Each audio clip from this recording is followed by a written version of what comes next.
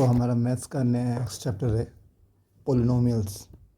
तो हमें पोलिनोमियल्स में पढ़ना है पोलिनोमियल्स इन वन वेरिएबल। जो हमारा पोलिनोमियल्स इन वन वेरिएबल है ये हमें पहले पढ़ना है।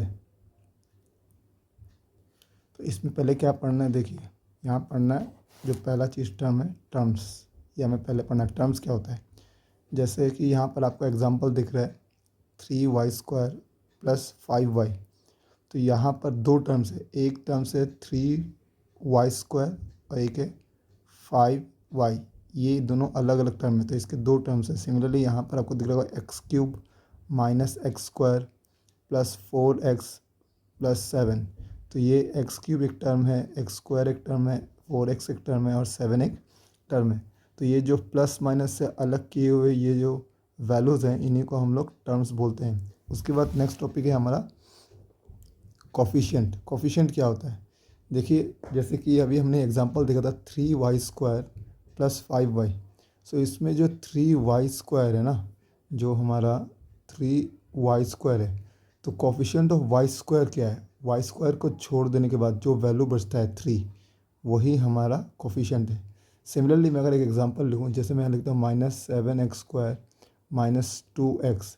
तो यहाँ पर आपको कोई पूछे कि x² का कोफिशिएंट क्या है, तो x² का कोफिशिएंट पूछ रहा है तो x² को हटा दीजिए, तो उसके साथ जो बचा ये वैल्यू -7x, ये इसका कोफिशिएंट है। सिमिलरली यहाँ जो x दिख रहा है आपको, ये x का कोई कोफिशिएंट पूछिए तो x को हटाने के बाद जो वैल्यू बचा यहाँ पर -2, ये हमारा आपका कोफिशिएंट है।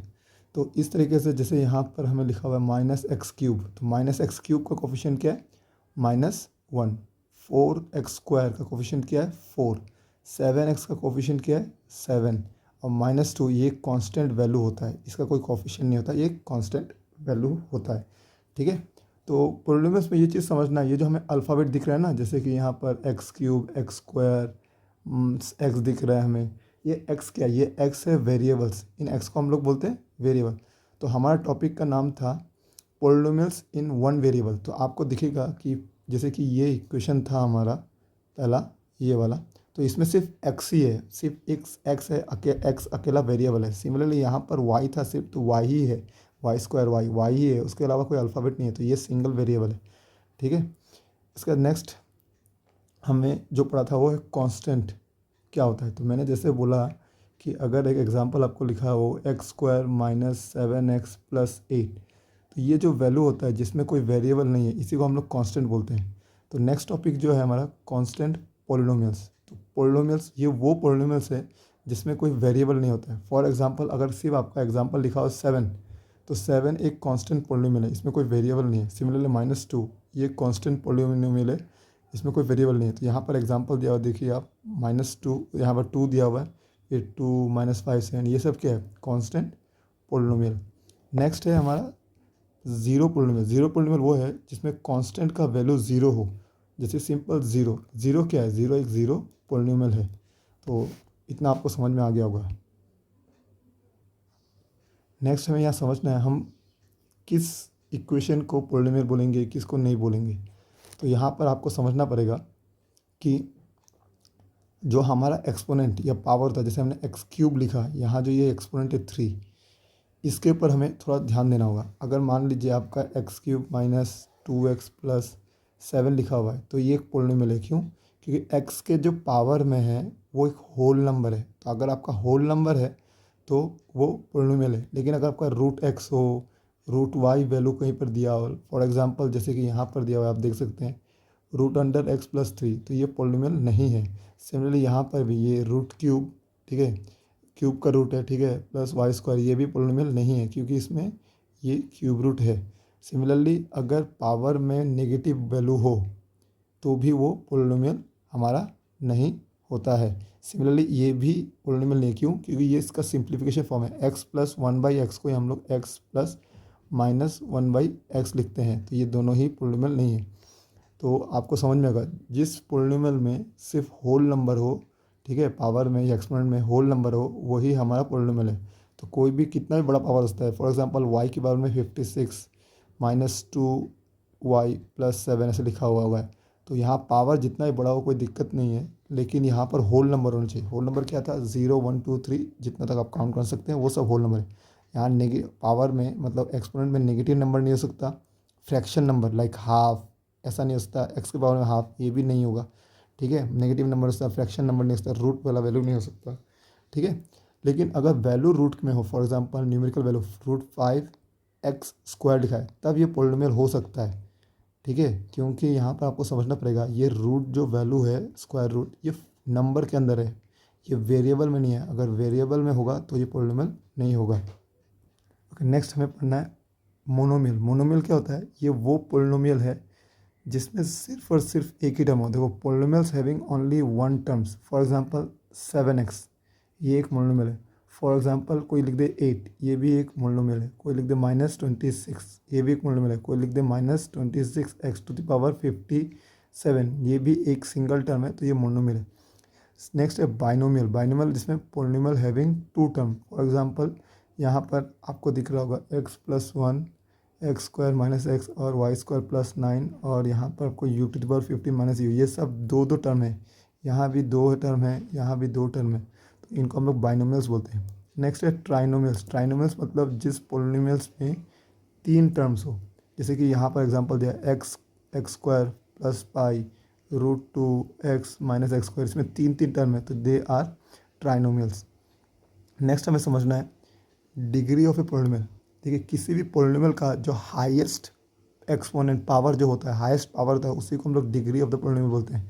फॉर एग्जांपल जैसे यहाँ एक एग्जांपल दिया हुआ है, देखिए यहाँ y के हाईएस्ट पावर में क्या है, y के हाईएस्ट पावर में आपको 6 दिख रहा होगा, तो ये 6 इसका डिग्री है। सिमिलरली कहीं पर लिखा हो 5x⁻99 - x 97 + 7 कुछ ऐसा लिखा हो, तो जो हाईएस्ट इसका पावर होगा वही इसका डिग्री कहलाएगा। तो जो वेरिएबल का हाईएस्ट उसका एक्सपोनेंट या पावर होगा वही उसका डिग्री कहलाएगा।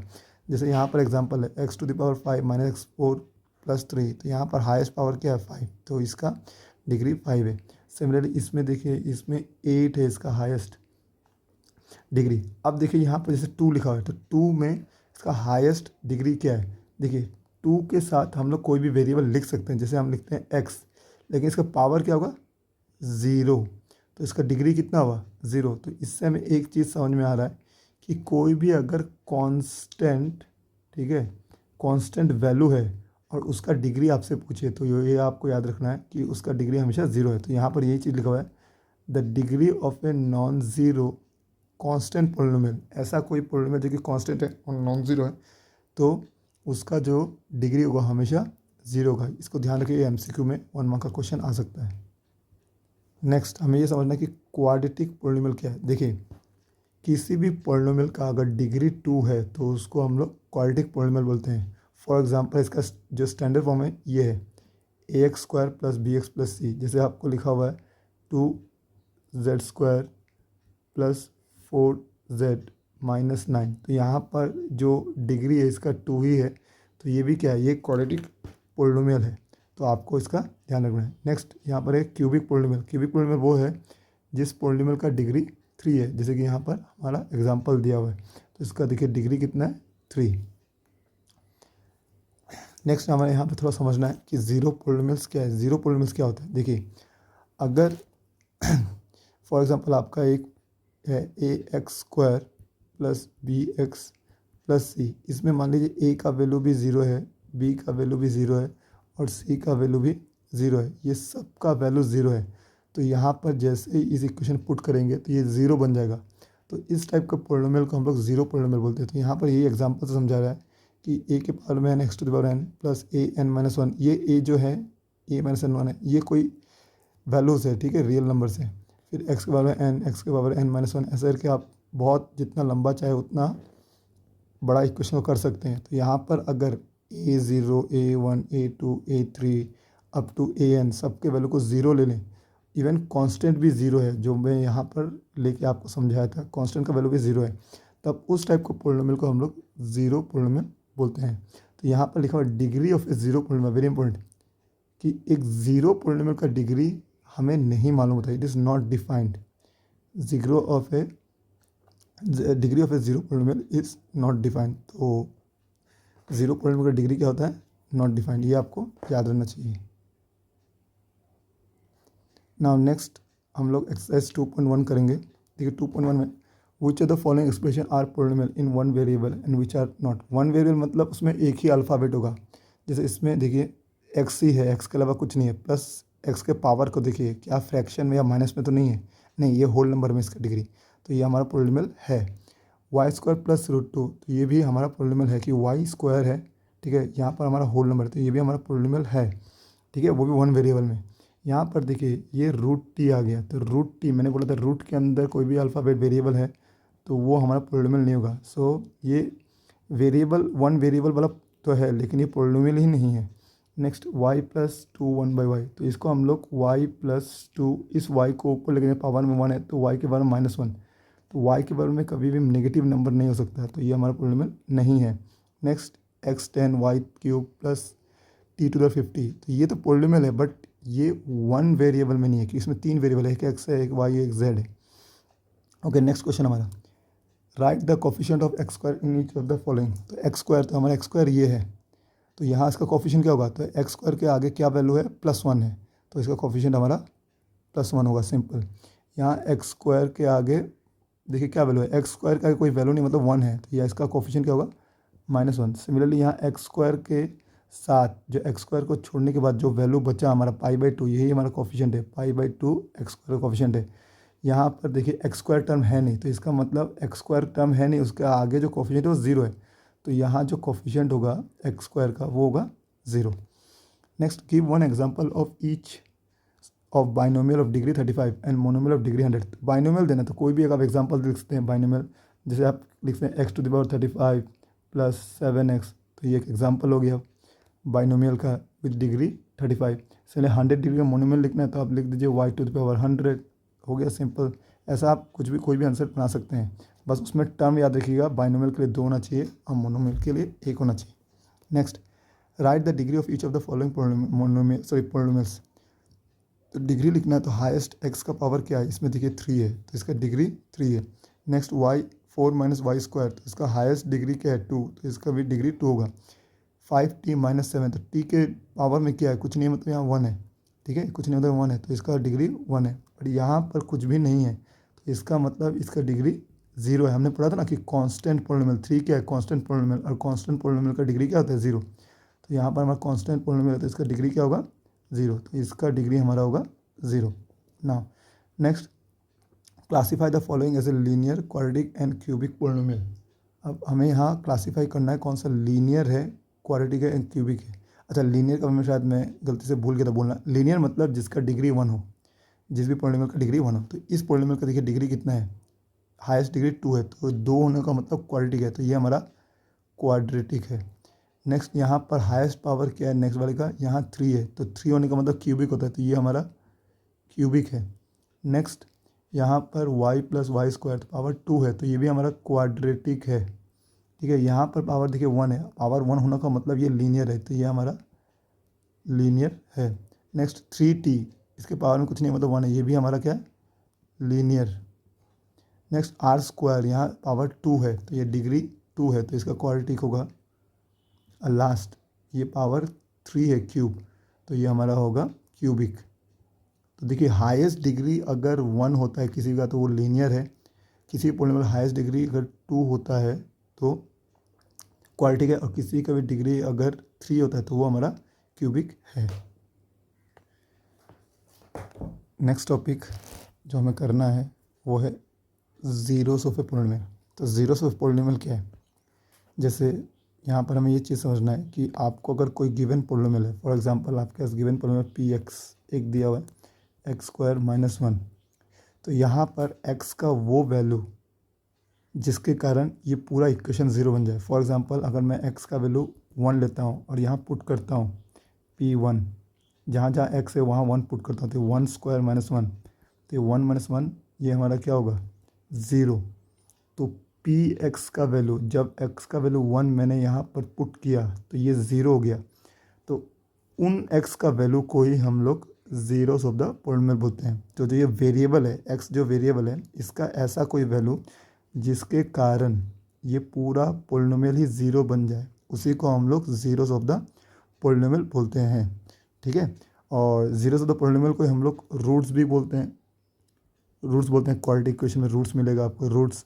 और साथ में इसको कहीं कहीं बस सोल्यूशन भी बोलते हैं, सोल्यूशन ऑफ द पोलिनोमियल। तो ये दोनों वर्ड आप याद रखिएगा ना। नेक्स्ट देखिए, यहाँ पर यही बात लिखा हुआ है कि जैसे कि यहाँ पर इन्होंने एक एग्जांपल लिया x-1 का। यहाँ x का वैल्यू अगर 1 पुट करेंगे, अगर आपके पास x-1 इक्वल्स टू 0, ये तब 0 होगा जब x का वैल्यू 1 हो, तब ये 0 इक्वल्स टू 0 आएगा। तो x का वैल्यू 1 के लिए ये 0 बन गया है, तो उसी को हम लोग जीरोस ऑफ द पोलिनोमियल या रूट ऑफ द पोलिनोमियल बोलते हैं। अब यहाँ कुछ इंपॉर्टेंट बात लिखा हुआ है, देखिए यहाँ पर कि एक कांस्टेंट पोलिनोमियल 5। देखो कांस्टेंट पोलिनोमियल हमने पहले पढ़ा था प्रीवियसली, इसके आगे थोड़ा पहले पढ़ा था कि कोई भी एक नंबर है लाइक 8, 10, ये क्या है, कांस्टेंट वैल्यू है। तो इस कांस्टेंट पोलिनोमियल का क्या कोई ज़ीरो होता है? सो आंसर है नो। क्यों? क्योंकि इसके बाद कोई x का वैल्यू है ही नहीं ना। आप देखिए कांस्टेंट है, यहाँ पर 8 लिखा हुआ है, इसके बाद x है ही नहीं। अगर x नहीं है तो x का वैल्यू क्या डालेंगे? कुछ नहीं डाल सकते। इसलिए ये बोलते हैं it has no zero because replacing x by any number is 5x⁴ still gives you 5। तो ये आपको याद रखना है कि इनका कोई भी ज़ीरो नहीं होता है। नेक्स्ट यहाँ पर क्या लिखा हुआ है, a non zero constant polynomial has no zero, जो हमने अभी पढ़ा है, इसको याद रखना है। अब यहाँ पर और एक क्वेश्चन आता है, what about the zeros of A zero polynomial. अगर एक ज़ीरो पोलिनोमियल होता है, ज़ीरो पोलिनोमियल क्या होता है? ज़ीरो पोलिनोमियल जो ज़ीरो वैल्यू है वही ज़ीरो पोलिनोमियल है। तो इसी को हम लोग ज़ीरो को हम लोग क्या बोलते हैं? ज़ीरो पोलिनोमियल बोलते हैं। तो पूछ रहा है क्या इसका ज़ीरोज़ या रूट्स होता है क्या? कोई ऐसा वैल्यू है जिसके अंदर ज़ीरो बनता है? तो इसका आंसर क्या दिया, देखिए, bye convention every real number is zeros of the zero. Her number, देखिए ज़ीरो के साथ कोई भी अल्फ़ाबेट लिख सकते हैं, सपोज वाई, तो y का क्या वैल्यू डालेंगे तो ज़ीरो का, तो y का कुछ भी वैल्यू डाल सकते हैं। अगर y का वैल्यू आप 1 लेते हैं तो 0 × 1 तो भी 0 आएगा। अगर y का वैल्यू आप 2 लेते हैं तो 0 × 2 0 आएगा। y का कोई भी वैल्यू लीजिए, y का यहाँ पर कुछ भी वैल्यू लीजिए, प्लस लीजिए या माइनस लीजिए, जो भी लीजिए, बस रियल नंबर होना चाहिए। यहाँ पर लिखा हुआ है रियल नंबर, इस वर्ड में ध्यान दीजिएगा। जैसे √5 ले लिया, √5 भी रियल है, तो भी तो ये 0 आएगा। तो इसका मतलब जो ज़ीरो पोलिनोमियल्स होता है उनके पास ज़ीरोस तो होता है, लेकिन हर रियल नंबर उसका ज़ीरो होता है, ये आपको याद रखना है। Next, a linear polynomial has 1 and only 1 zeros. देखिए लीनियर पोलिनोमियल क्या था? लीनियर पोलिनोमियल वो होता है जिसका डिग्री 1 होता है, जैसे कि x + 2, इसका डिग्री 1 है। तो याद रखिएगा जिसका डिग्री जितना होता है ना उसके पास उतना ही उसका ज़ीरोस होता है। तो इसके पास 1 है तो इसका एक ही ज़ीरोस या ज़ीरोस होगा। सिमिलरली x² प्लस अगर 2x - 7 लिखें तो यहाँ पर x का कितना वैल्यू के कारण ये 0 बनेगा? तो आंसर है 2। क्यों? 2 ज़ीरोज़ आएगा इसका, क्योंकि यहाँ पर यहाँ पर पोलिनोमियल के ऊपर 2 लिखा हुआ है, इसका डिग्री 2 है, तो इसका 2 ज़ीरोज़ होगा या 2 रूट्स होगा या 2 सोल्यूशन होगा, ठीक है। अभी हम लोग एक्सरसाइज करेंगे ना, एक्सरसाइज 2.2 ना लिखा हुआ है फाइंड द वैल्यूज़। यहाँ पर हमारा लिखा हुआ है find the values of polynomial 5x - 4x² + 3 at. एक बार आपको x का वैल्यू 0 डालना है, तो हम लोग यहाँ लिख रहे हैं लेट जो px है, जो इक्वेशन दिया है उसी को लिख लेते हैं 5x - 4x² + 3। तो पहला क्वेश्चन के हिसाब से x का वैल्यू क्या है? 0। तो इसमें जहाँ जहाँ x है आप 0 पकड़िए, तो px की जगह पे 0, 5x की जगह में 0 -4 × x का वैल्यू में स्क्वायर 0² + 3। तो 5 × 0 0, 4 × 0² मतलब 0 होता है, तो 4 × 0 0 + 3, तो 0 - 0 0 होता है, 0 + 3 3 होता है। तो हमारा p0 का वैल्यू इसमें आया 3। सिमिलरली नंबर 2, इसमें जो दिया हुआ है x का वैल्यू -1, तो यहाँ p का वैल्यू इसी इक्वेशन में डालेंगे अगेन। सो -1 डालिए, फिर यहाँ लिखा है 5 × x, तो हम लोग लिखेंगे 5 × -1, फिर यहाँ पर आएगा -4 × -1 का स्क्वायर + 3।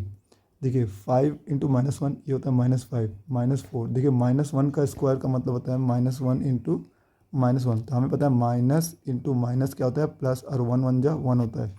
तो यहाँ पर होगा 4 × 1 + 3। सो यहाँ -5, अब 4 × 1 करेंगे तो -4 + 3, इन दोनों में माइनस है तो ये प्लस होगा, माइनस माइनस होता है हमारा प्लस, तो ये आएगा -9। क्योंकि साइन दोनों में माइनस है, या ऐसे याद रखिए जिसका जो बड़ा साइन होता है वही यहाँ पर आएगा, तो -9 + 3, तो इसका आंसर आएगा -6। नेक्स्ट जो हमारा तीसरा है, इसमें एक्स का वैल्यू क्या लेना है, एक्स का वैल्यू हमें 2 लेना है। अगेन इसी इक्वेशन में पुट करेंगे। सो P2 5 इंटू एक्स, तो एक्स की जगह में हम लिखेंगे 2 माइनस 4 इंटू 2 का स्क्वायर प्लस 3। तो यहाँ 5 2 जो होगा 10 माइनस 4 इंटू 2 का स्क्वायर 4 प्लस 3, तो ये होगा 10। ये हमारा वैल्यू होगा, यहाँ पर होगा हमारा 10 माइनस 4 4 जो 16 प्लस 3, सो माइनस 6 प्लस 3, तो ये आंसर आएगा -3। ओके, नेक्स्ट क्वेश्चन है फाइंड P0। देखिए यहाँ पर P0 है, मतलब जैसे कि पहला क्वेश्चन में Py है, मतलब y का वैल्यू एक बार 0 डालना है, फिर एक बार P1 फिर P2 for each of the polynomial. So जैसे कि हम पहला क्वेश्चन करते हैं, ठीक है। यहाँ पर Py का वैल्यू दिया हुआ है y square minus y plus 1, तो यहाँ हमें P0 डालना है, क्योंकि पहला में P0 ही लिखा हुआ है यहाँ पर, तो P0 निकलना है। तो यहाँ 0 स्क्वायर माइनस 0 प्लस 1, तो 0 का स्क्वायर 0 माइनस 0 प्लस 1, तो 0 माइनस 0 0, 0 प्लस 1 इज़ 1, तो इसका आंसर है। फिर नेक्स्ट का P1 निकालना है, P1, तो यहाँ पर हमें P1 का वैल्यू पूरा डालना है। तो 1 वैल्यू डाली जहाँ जहाँ y है, तो 1 स्क्वायर माइनस 1 प्लस 1, सो 1 का स्क्वायर 1 होता है माइनस 1 प्लस 1, तो ये 1 स्क्वायर माइनस प्लस कट जाएगा, तो अल्टीमेटली 1 बचेगा। फिर हमारा P2, सो जहाँ जहाँ y है 2 डालिए, 2 स्क्वायर माइनस 2 प्लस 1, तो यहाँ पर देखिए वाई स्क्वायर था, यहाँ पर हमारा वाई स्क्वायर था, मैंने 2 स्क्वायर डाला, यहाँ माइनस वाई था, तो यहाँ माइनस 2 डाला, यहाँ प्लस 1, यहाँ प्लस 1, सो 2 का स्क्वायर 4 माइनस 2 प्लस 1, तो इन दोनों को सॉल्व करिए तो आपको आएगा 2 plus 1, so answer is 3। Similarly question number हम लोग 2 करेंगे, जिसमें Pt is equals to 2 plus t plus 2t square minus t cube दिया हुआ है। तो यहाँ पर t के जगह में एक बार हमें 0 डालना है, एक बार 1 डालना है, एक बार 2 डालना है। तो p का वैल्यू 0, सो 2 plus 0 plus 2 into 2 square minus 0 cube. तो देखिए यहाँ पर 2, 0 का वैल्यू तो 0 रहेगा, 0 स्क्वायर जो होता है 0 ही होता है, तो 2 इंटू 0 जो हमारा होगा ये होगा 0, 0 का मतलब 0, सो 2 प्लस 0 जो होगा 0, सॉरी 2 प्लस 0 हमारा 2 होगा, 2 प्लस अगेन 0 करेंगे तो 2 होगा, 2 माइनस 0 करेंगे 2 होगा, तो अल्टीमेटली इसका 2 ही आएगा।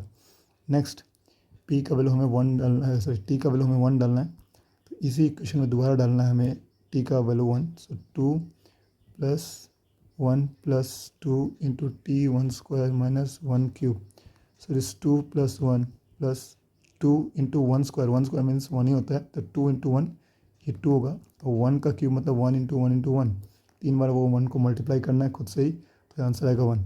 सो 2 प्लस 1 इज़ 3, 2 माइनस 1 इज़ 1, तो आंसर आया 4। सिमिलरली p के वैल्यू 2 डालना है हमें, t का वैल्यू यहाँ पर 2 डालना है, so 2 plus 2 into 2 square minus 2 cube, so 2 plus 2 plus ये वैल्यू जो है 2 इंटू 2 स्क्वायर, ये होगा हमारा 4 माइनस 2 का क्यूब, मतलब 2 को 3 बार मल्टीप्लाई करिए, 2 इंटू 2 इंटू 2, ये आपका 8 आएगा, तो 8 इन दोनों को प्लस कर लीजिए, इट इज़ 4, 2 4 जा 8 माइनस 8, तो ये दोनों कट जाएगा, आंसर आएगा 4। नेक्स्ट क्वेश्चन नंबर हमारा 3 है, जो 3 आप होमवर्क कर लीजिएगा, मैं 4 कर रहा हूँ। तो 4 में P x minus 1 into x plus 1। अब एक बार p का वैल्यू हमें अंदर x का वैल्यू 0 डालना है, तो it is 0 minus 1 into 0 plus 1, so 0 minus 1 is minus 1 into, इनके बीच में ब्रैकेट में बीच कुछ नहीं, मतलब यहाँ मल्टीप्लिकेशन है, इंटू है, 0 plus 1 is 1, so 1 into 1 is 1, और एक माइनस साइन है, माइनस 1 इंटू माइनस 1, ये माइनस 1 ही रहेगा। नेक्स्ट x का वैल्यू हमें इस बार 1 लेना है, तो 1 माइनस 1 और यहाँ 1 प्लस 1, यहीं पर दोबारा x का वैल्यू 1 डालना है, सो ये 1 माइनस 1 तो 0 होगा, इंटू 1 प्लस 1 2 होगा, तो ये आंसर आएगा हमारा 0। नेक्स्ट P2 मतलब x का वैल्यू 2 डालना है इस बार, 2 माइनस 1 और 2 प्लस 1, सो 2 माइनस 1 1 होगा, इंटू 2 प्लस 1 ये 3 होगा, सो 1 इंटू 3 3 होगा हमारा। नेक्स्ट क्वेश्चन है verify whether the following are zeros of the polynomial indicating x name. जैसे ये हमारा एक पॉलिनोमियल दिया हुआ है, एक्स का वैल्यू ये दिया हुआ है, इस एक्स का वैल्यू इस पॉलिनोमियल में पुट करना है और देखना है क्या ये इसका जीरोस है। तो चलिए करते हैं। जैसे पहले क्वेश्चन नंबर 1 है, P x equals to 3x + 1। तो x का वैल्यू हमें क्या डालना है पहले, -3, -1/3। सो p इक्वल्स टू -1/3। तो हम यहाँ डालेंगे 3 इंटू ब्रैकेट में x का वैल्यू -1/3 + 1। सो ये 3 1 जा 3, 3 1 जा 3 कट गया। 1 इंटू 1, यहाँ 1 इंटू 1 है, ये मल्टीप्लाई करो तो -1 + 1, तो ये 0 आ गया। अगर ये 0 आ रहा है तो ये इसका ज़ीरोज़ है। मुझे जहाँ जहाँ 0 मिलेगा p का x का वैल्यू पुट करने के बाद हम उसको वो ज़ीरोज़ है। तो yes, it is the zeros of the given polynomial. Number 2, आपको ये लिखना है yes x - 1/3 is 0 of the px या of the given px। Number 2 देखिए, नंबर 2 में px का वैल्यू जो है हमें दिया हुआ है 5x - पाई। हमें यहाँ x का वैल्यू दिया हुआ है 4/5, तो हम x का वैल्यू डालेंगे 4/5। जहाँ जहाँ x है तो यहाँ हमारा x है 5 इंटू 4/5 माइनस पाई। तो 5 1 जा 5, 5 1 जा 5, तो यहाँ पर 1 इंटू 4 होगा, तो ये 4 माइनस पाई। देखिए अब ये सिंप्लीफाई और नहीं हो सकता, मतलब ये ज़ीरो नहीं आ सकता, it is not equals to zero. तो ज़ीरो नहीं है तो नो। यहाँ जो x इक्वल्स टू 4/5 है, ये गिवन px का ज़ीरो नहीं है। ठीक है ना। Next question, Roman number 3। तो रोमन नंबर तो px का वैल्यू है x² - 1। यहाँ x का वैल्यू 2 है, तो आपको पहले x का वैल्यू 1 लेना। जब x का वैल्यू 1 है तो यहाँ p1, सो 1² - 1, सो 1 का स्क्वायर हमारा 1 होता है, -1, तो ये 0 है। तो x का वैल्यू जो 1 है वो इसका ज़ीरोज़ है। दूसरा हमारा वैल्यू है x का वैल्यू -1, तो अगेन p इस पर -1 डालेंगे। यहाँ -1 का स्क्वायर यहीं पर पुट करना है, x का वैल्यू -1, सो -1 का स्क्वायर। देखिए -1 इंटू -1, हमारे पता है साइन में माइनस इंटू माइनस ये हो जाता है प्लस, और 1 1 जा 1, सो ये 1 ही आएगा। 1 - 1 इट इज़ 0। तो इसका मतलब यहाँ जो दोनों x का वैल्यू है ये दोनों ही इसका ज़ीरोज़ है। सो यस लिख के आपको लिखना है x1 and -1 are the zeros of the given polynomial. Next question number हमें 4 करना है, रोमन नंबर 4। तो यहाँ पर है px हमें दिया हुआ है x + 1 और x - 2। यहाँ पर देखिए x का 2 वैल्यू है, तो x का वैल्यू जब -1 है तो पुट करते हैं p -1। तो यहाँ पर x का वैल्यू -1 पुट करें, -1 + 1, और यहाँ भी x का वैल्यू -1 पुट करें, -1 - 2। सो -1 + 1 जो होगा ये हमारा हो जाएगा 0 इंटू -1 इंटू -2 इज़ -3, तो ये अल्टीमेटली आएगा 0। नेक्स्ट x का वैल्यू क्या है, 2 दिया हुआ है, x का वैल्यू हमारा 2 दिया हुआ है। दूसरा जो x का वैल्यू है हमारा 2 है, तो p माइनस, सॉरी ये पॉजिटिव 2 है, मैंने गलती से -2 लिख दिया। तो p का वैल्यू 2 लेना है, तो यहाँ पर यहीं पर पुट करना है हमें। अगेन जहाँ जहाँ x है वहाँ 2 पुट करना है, तो 2 + 1, यहाँ पर देखिए x का वैल्यू है तो 2 - 2, सो 2 + 1 3, 2 - 2 इज़ 0, सो ये 0 है। सो इसका आंसर भी यस होगा कि दोनों का दोनों वैल्यू ही इसका ज़ीरोज़ है। नेक्स्ट हमारा क्वेश्चन नंबर रोमन नंबर 5 है। सो 5 में है px = x²। यहाँ x का वैल्यू हमें 0 दिया हुआ है, तो यहाँ अगर 0 पुट करेंगे तो 0 का स्क्वायर इज़ 0, तो हम आंसर बोल सकते हैं यस। यहाँ पर x का वैल्यू जो 0 है is a zeros of the given polynomial. Next question जो हमारा है यहाँ पर रोमन नंबर 6।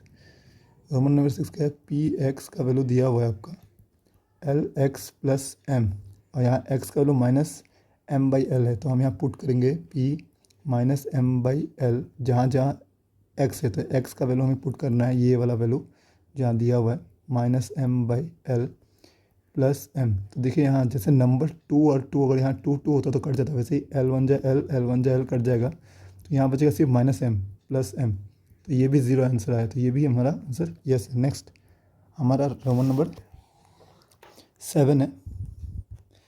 जैसे यहाँ px का वैल्यू दिया हुआ है 3x² - 1, तो पहला x का वैल्यू है हमारा -1/√3, तो पुट करते हैं -1/√3, तो यहाँ पर होगा 3 इंटू ब्रैकेट में -1/√3 होल स्क्वायर -1, एक्स के जगह पे आपको बस -1/√3 बढ़ाना है ना। 3 देखिए, जो स्क्वायर के अगर अंदर हमारा वैल्यू में माइनस है तो वो स्क्वायर सॉल्व करते वक्त ये प्लस बन जाएगा। सो ये क्योंकि -1 इंटू -1 +1 होगा, तो यहाँ पर हो जाएगा -1 का स्क्वायर और ये √3 का स्क्वायर -1। ठीक है, तो अब इसको हम सॉल्व करते हैं। 3 इंटू -1 का स्क्वायर मीन्स +1, जिसको हम लोग सिंपल 1 लिख सकते हैं, प्लस लिखने की हमें ज़रूरत नहीं है, डिवाइड बाई। देखिए ये स्क्वायर और ये रूट कट जाएगा, हमारा ये दोनों वैल्यू कट जाएगा, तो ये बचेगा सिर्फ 3 -1, तो ये और ये कट गया, तो यहाँ 1 - 1 हमारा 0 आया। तो यहाँ पर जो x का वैल्यू -1/√3 है ये 0 से। दूसरा वैल्यू क्या है 2/√3, तो ये दूसरा वाला वैल्यू हम पुट करके देखते हैं। p 2/√3 पुट करना है, तो यहाँ पर हमारा 3 इंटू एक्स स्क्वायर था, एक्स स्क्वायर में 2/√3 होल स्क्वायर पुट करना है -1। सो अगेन 3 इंटू ये 2 का स्क्वायर होगा, ये स्क्वायर दोनों के ऊपर आएगा और ये √3 के ऊपर स्क्वायर होगा -1, ये स्क्वायर और ये रूट कट जाएगा। सो यहाँ पर 3 इंटू 2 का स्क्वायर होता है 4, नीचे होगा 3 -1, 3 1 जा 3, 3 1 जा 3 कट जाएगा, तो 4 - 1 इक्वल्स टू 3। तो this is not equals to 0, ये हमारा 0 नहीं हुआ, तो ये जो वैल्यू है नो, यहाँ पर ये ज़ीरोज़ नहीं है। यहाँ x का जो वैल्यू है 2/√3 ये हमारा ज़ीरोज़ नहीं होगा गिवन पॉलिनोमियल का, लेकिन x का वैल्यू जो हमारा -1/√3 था वो ज़ीरोज़ था। क्वेश्चन नंबर 8 आप होमवर्क कर लीजिएगा। नाउ एक्सरसाइज 2.2 का last question, find the zeros of the polynomial in the given. इसमें तुम्हें आप लोग को ज़ीरोज़ निकालना है। ज़ीरोज़ निकालने के लिए हम लोग px का वैल्यू को 0 कर देंगे। ठीक है, तो जैसे नंबर 1 है, तो यहाँ हम लोग लेट px इक्वल्स टू 0 कर देंगे, तो यहाँ पर px इक्वल्स टू 0, तो px का वैल्यू क्या था x + 5। सो इसका मतलब ये है कि ये वैल्यू 0 है और ये x + 5 है।